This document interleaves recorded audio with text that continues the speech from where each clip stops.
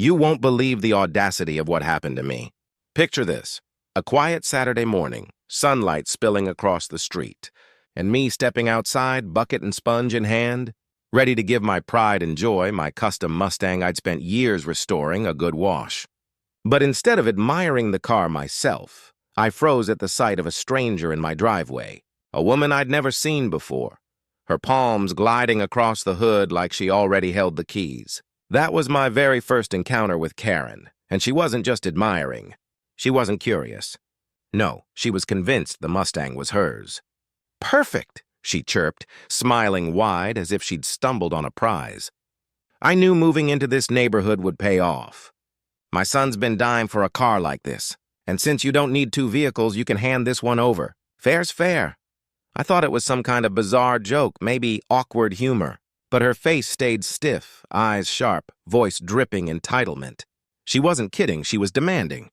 My pulse jumped, not out of fear, but pure disbelief. I forced myself to stay calm. "Excuse me, this is my car. Nobody's taking it anywhere," Karen scoffed, crossing her arms with the confidence of someone used to getting her way. "You don't understand how things work around here," she said. "We're part of the HOA. My husband sits on the board. And when the board decides something benefits the community, it happens. You're new. Don't make this harder than it has to be." The arrogance was suffocating. She looked at me like I was just some pawn in her little suburban power game, someone she could bully into giving up a car I'd poured sweat and years into. What she didn't realize was that I wasn't just another neighbor. My line of work wasn't cutting grass or patching fences. I ran the police department. Of course, I didn't reveal that right away. Instead, I let her bury herself deeper. She rambled on about why my Mustang was better suited for her teenage son. Apparently, he deserved it more than I ever could. She even went as far as threatening to report me to the HOA for hoarding vehicles, as though owning a classic car was some kind of crime. I stayed cool on the outside, but inside, I was seething. She thought her HOA badge gave her teeth. What she didn't know was that her threats weren't just empty, they were digging her a grave. That driveway confrontation was only the beginning. Saying no didn't discourage Karen, it fueled her. The very next morning, I stepped outside to find a neon orange HOA violation notice plastered to my front door. In big block letters, it read, "Unapproved vehicle storage. Remove immediately or face fines." I laughed. Unapproved vehicle storage? My Mustang was spotless, gleaming in my driveway. It wasn't rusting scrap. It wasn't blocking traffic. But Karen had found her weapon. She thought a flimsy slip of paper could scare me into handing over what was mine. Later that same day, she was back. This time, she brought her teenage son with her, parading him up like a prince, claiming his new throne. The kids strutted around the Mustang, tugging the handle, peeking through the glass, circling like it already belonged to him. Karen stood beside him proudly, arms folded, chin high. "This is going to look perfect when we take it to his school," she announced loud enough for me to hear from the porch. "We'll take better care of it than you ever could." I stepped off the porch, my walk slow, deliberate. "Touch my car again and you'll regret it." My tone was sharp enough to cut steel. Her son smirked. "What are you gonna do, old man? Call the HOA?" Karen snapped her fingers at him like he was a dog. "Go on, honey, get in." "He's just being dramatic." That's when I gave them a glimpse of the truth. I pulled my badge from my wallet and flashed it just long enough for them to see. Their expressions shattered instantly. Karen's eyes widened. Her son froze mid-step. "You think the HOA makes the rules here?" I asked evenly. "Let's be clear, step onto my property again or lay a single finger on this car and I'll be filing charges. And trust me, those charges will stick." For the first time, Karen wavered. But she wasn't the kind to retreat. She stiffened her spine, lifted her chin, and spat back. "We'll see what the board has to say. You can't hide behind that badge forever. This community doesn't tolerate troublemakers." I gave her a thin smile. "Then stop making trouble." I figured that would shut her down. But Karen, she was far from finished. She was about to escalate, to make this fight public, to try every ounce of HOA power she thought she had. That was her biggest mistake. If I thought the violation notice and driveway standoff were the peak of her antics, I was dead wrong.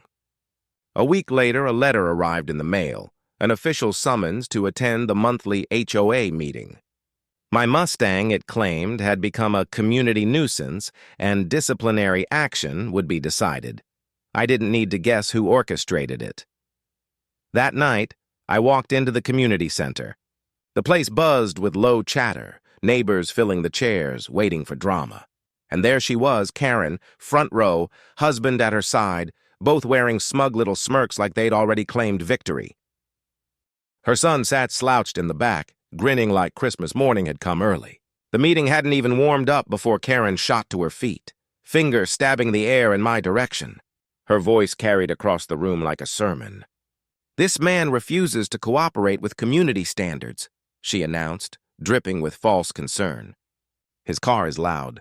It lowers property values. It's unsafe for children. We all know this neighborhood is meant to project class and order. That thing does not belong here." A ripple moved through the room. Some neighbors shifted uncomfortably, unsure where to land. A few nodded along. Others glanced at me, skeptical. I stayed quiet, letting her build her case. Her husband chimed in, doubling down. He muttered about safety concerns, implied the Mustang might not even be legally registered. The whole performance was a trap, an attempt to corner me in front of the community, to strip me of credibility. Finally, the HOA president turned toward me. "Do you have anything to say in your defense?" I stood slowly, scanning the faces in the room. Without a word, I set a folder on the table and slid it open. Inside was every document: registration, insurance, emissions compliance, proof of ownership. "All pristine. My vehicle," I said evenly, "is fully legal, inspected, insured, registered, and as for property values, this Mustang is worth more than half the cars in this neighborhood combined." Karen leapt up, face red with fury. "You're twisting this. This isn't about paperwork, it's about community spirit. You should donate the car to someone who can use it properly. My son, for example." That was the moment I stopped holding back. I placed my badge flat on the table. The overhead lights caught its shine. The room fell dead silent. "I don't just live here," I said. "I run the police department. And if this harassment continues, false violations, trespassing, coercion, I won't be handling it as a neighbor. I'll be handling it as law enforcement." The silence was thunderous. Karen's smirk vanished. Her husband's face drained pale. For the first time, they looked rattled. But I knew her type. Backing down wasn't in her playbook. And as I left that meeting, I could feel her anger simmering like a storm about to break. For a night, I thought maybe, just maybe, she'd learned her lesson. But people like Karen don't let go. They double down. The next morning, a harsh metallic screech yanked me out of bed. I bolted outside and froze. Karen's son sat behind the wheel of my Mustang trying to drag it off my driveway. The car roared, gears grinding, smoke billowing from the tires. He'd broken in, hot-wired it, and was seconds from wrecking years of my work. I didn't even have to shout. Within moments, squad cars skidded up the street. My squad cars. You see, after the HOA meeting, I'd had a quiet word with a few officers. I knew Karen's threats weren't empty, and I wasn't leaving my car vulnerable. Red and blue lights painted the street. Officers poured out, weapons drawn, barking commands. "Cut the engine!" "Hands up!" Karen came sprinting, shrieking. "He's just a kid! You can't arrest him! This is harassment!" But her son wasn't a little kid. He was nearly 18, old enough to hotwire a car, old enough to face the consequences. Officers dragged him out, cuffed him, read him his rights. Karen howled like a banshee. She spun on me, pointing wildly. "This is your fault! You set him up! You can't do this! We'll sue! We'll destroy you!" I stepped forward, my voice calm, unshaken. "No, Karen, you destroyed yourself. I warned you. I told you to stop. You didn't listen." By now, neighbors had spilled onto the street, whispering, phones raised, recording everything. The same community Karen tried to sway with lies at the meeting now saw her exposed, her son arrested, her own face twisted in rage. The curtain was gone. She was nothing more than an entitled bully. Her husband tried to intervene, sputtering excuses. But when officers questioned him, the truth came out. He'd known about the plan. Worse, he'd encouraged it. He wasn't just complicit. He was guilty. Both parents were hauled in for questioning. My Mustang was returned to its place, unharmed. When the dust finally settled, the HOA issued me a formal apology. Karen and her family, removed from the board, fined heavily, and left facing charges that would shadow them long after the neighborhood gossip died down. As for me, I spent the next morning exactly how I'd intended in the first place, washing my Mustang, sunlight glinting off its polished hood. Only this time it wasn't just a car. It was a symbol, a reminder that no matter how loud entitlement screams, the law speaks louder. And Karen? She learned the hard way. You don't mess with the man who runs the police department.